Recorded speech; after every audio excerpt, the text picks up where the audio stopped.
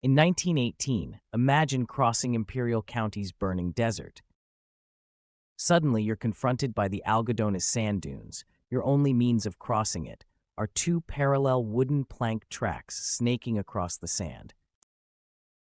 Today, on Tidbits of History, we examine California's Plank Road. The story of the Plank Road began with the era of automobile transportation and the growing rivalry of two Southern California cities, San Diego and Los Angeles. Just as railroad towns owed their financial well-being to rail commerce, so would communities linked by good roads benefit from the automobile. Civic and business leaders quickly perceived the benefits of bringing routes and roads to their communities.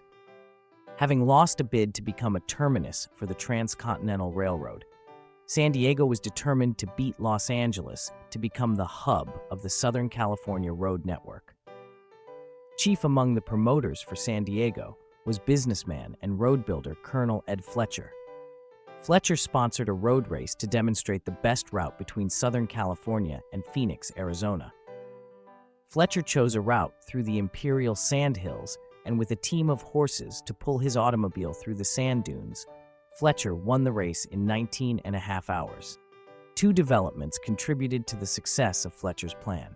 First, Imperial County Supervisor Ed Boyd joined Fletcher in advocating the Sandhills route as a direct east-to-west course between Yuma, Arizona, and San Diego. Second, the federal government and the states of California and Arizona approved construction of a bridge across the Colorado River at Yuma. In addition, San Diego announced plans to hold an exhibition celebrating the opening of the Panama Canal in 1915, an event designed to lure thousands of visitors, many traveling by automobile. On February 14, 1915, workers hauled lumber and laid down two parallel plank tracks, each 25 inches wide, spiked to wooden cross pieces underneath. The wheel path floated across 6.5 miles of shifting sand. Work ended on April 4, 1915. In 1916, the Highway Commission built a new plank road. Engineers designed a roadway of wooden cross ties laid to a width of 8 feet with double-width turnouts every 1,000 feet. Sections 12 feet long, which weighed 1,500 pounds each, were transferred onto wagons by means of a derrick specially designed for the task. Out on the dunes, workers prepared the roadbed by leveling the sand with scrapers. Sections of the plank road were then lowered into place using a crane. The plank road was both an adventure and a trial. Pulling off the road onto the turnouts so that others might pass tried the patience of motorists. Traffic jams in the midst of the desert vastness were not uncommon. On one occasion, a caravan of 20 cars encountered a lone traveler going in the opposite direction.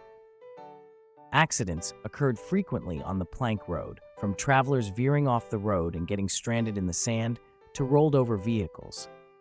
For the next 10 years, work crews struggled against the elements to keep the plank road open. The cost and difficulty of the maintenance, coupled with improved road technology, not to mention the incredibly rough ride the planks created, and the fact that the road was only wide enough for a single vehicle, meant that the days of the plank road were numbered. A new, 20-foot wide road with an asphaltic concrete surface, constructed on top of a built-up sand embankment, replaced the old plank road upon its opening on August 12, 1926. The same roadway later became displaced by U.S. Route 80 and later displaced by Interstate 8. Today, only fragments of the plank road remain protected under the jurisdiction of the Bureau of Land Management. In recognition of the plank road's stature as an important historic example of transportation technology, the state of California designated its ruins as a California Historical Landmark. The sand dunes, the plank road once crossed, is now a recreation area.